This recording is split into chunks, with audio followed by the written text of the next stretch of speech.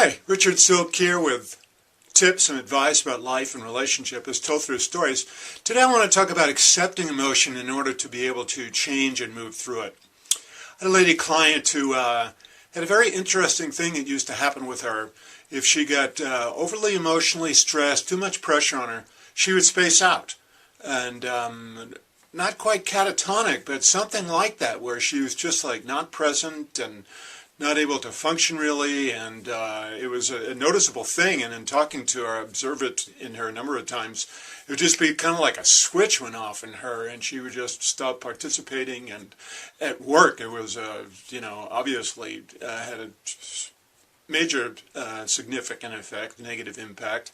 And also with her daughter, she would not be able to be present, not be able to be connected and help her daughter. And as a result, the daughter was feeling really left alone by her mother and deserted and not feeling loved.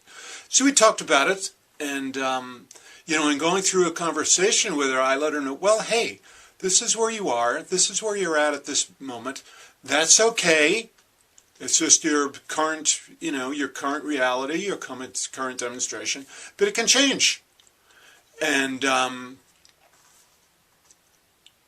not a criticism of her. It was just like, that's just the way she is. And there's obviously a lot of history behind it that we don't even need to go into here.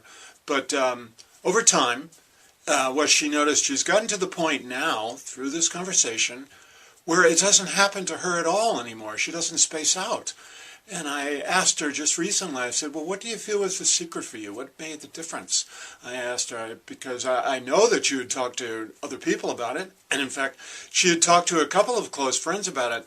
But the thing about it, really interesting thing about it was that the couple of close friends that she talked about it, both were real emotionally involved. And they, like her daughter, felt kind of rejected. They felt like she wasn't really positively relating to them, that they had done something wrong.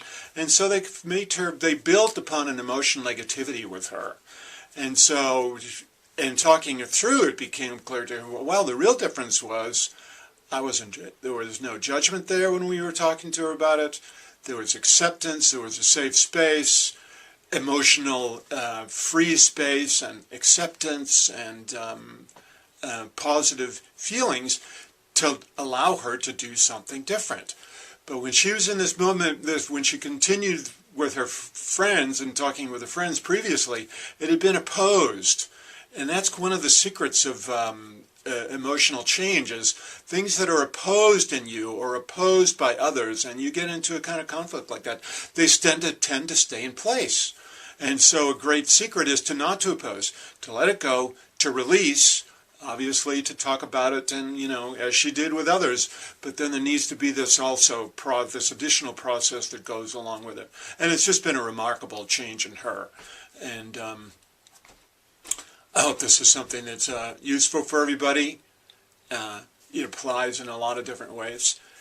Here we are, day before holiday, and I wish you all a merry holiday season, best for the new year, and all of that great stuff.